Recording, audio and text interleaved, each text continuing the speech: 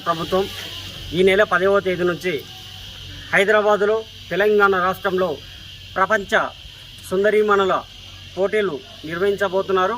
ఈ సందర్భంగా రాష్ట్ర ప్రభుత్వం ప్రత్యేక చర్యలు తీసుకుంది. శంషాబాద్ ఎయిర్పోర్ట్లో వారికి స్వాగతం పలకడానికి రాష్ట్ర పర్యాటక శాఖ మంత్రి జూపల్లి కృష్ణారావు కూడా ప్రత్యేక ఏర్పాట్లను పర్యవేక్షిస్తున్నారు. మరి ఈ సందర్భంగా ఈ నెల 10వ తేదీ నుంచి ప్రారంభమయ్యే అందాల పోటీలు అనంతరం 16వ తేదీన అంటే ఈ నెల 16వ తేదీన ఆ ప్రపంచ సుందరీమణులను ఉమ్మడి పాలమూరు జిల్లా కేంద్రానికి ఉమ్మడి పాలమూరు జిల్లాలో ఏళ్ల తరబడి ప్రసిద్ధిగాంచిన పిల్లలమ్మరిని అంటే పర్యాటక రంగంగా అభివృద్ధి చేయడం కోసం ఆ సుందరీమణులను ఈ పర్యాటక కేంద్రానికి తీసుకురాబోతున్నారు.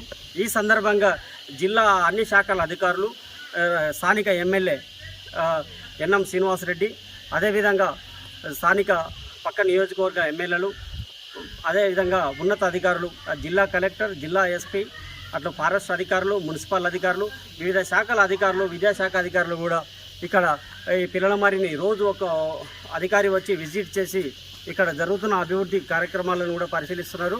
వచ్చే వారికి ఎలాంటి ఇబ్బందులు జరగకుండా అనేక ఏర్పాట్లు చేస్తున్నారు. మరి ఆ ఏర్పాట్లు ఎలా ఉన్నాయి అనే అంశంపైన క్యూ న్యూస్ ఈరోజు విజిట్ చేయడం జరిగింది.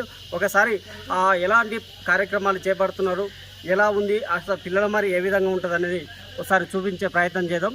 ఒకసారి చూడాల్సి ఉంది. అవట రాజశేఖర్, ఉమ్మడి పాలమూరు జిల్లా, స్థానిక రిపోర్టర్ కాడం రాఘవేంద్రతో కలిసి పిల్లలమరి.